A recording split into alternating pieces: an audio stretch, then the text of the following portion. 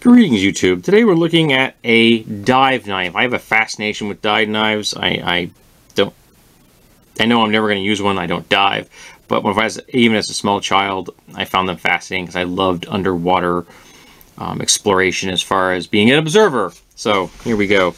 Now this is from Body Glove, a company that I only associate with clothing, or, well, I mean, broad definitions of clothing, wetsuits, but things designed for diving and for people that do boarding and jet skis and water skiing and things like that. I do not associate them with hard goods like this knife. I actually haven't been able to find out a lot of information about it. There's not a lot available. I picked this up relatively inexpensively at a thrift shop, I believe.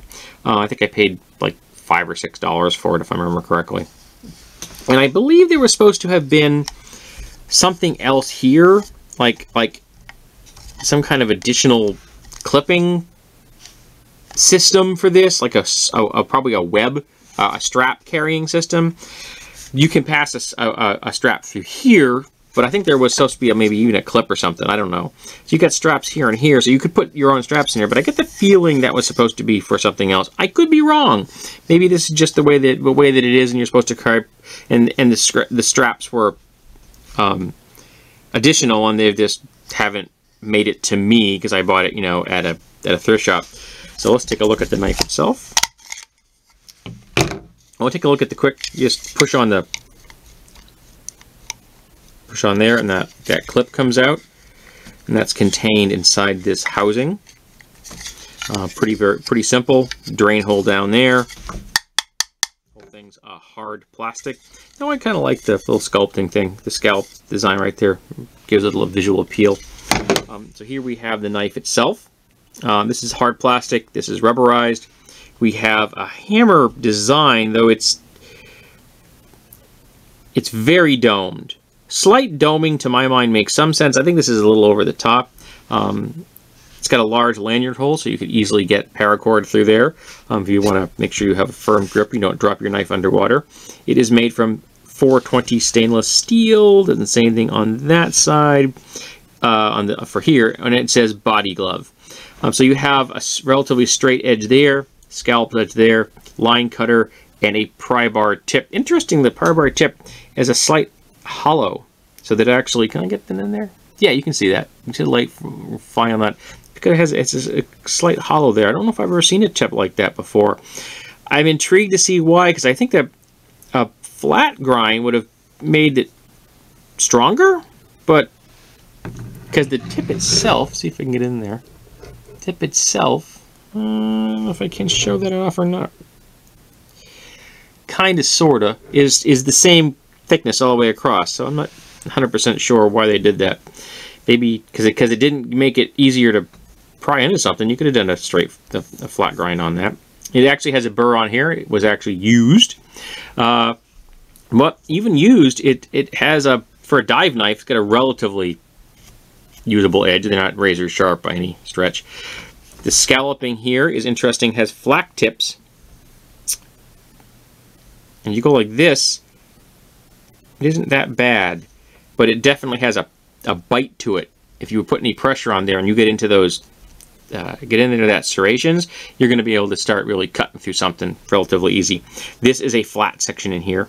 That's not sharp in the least.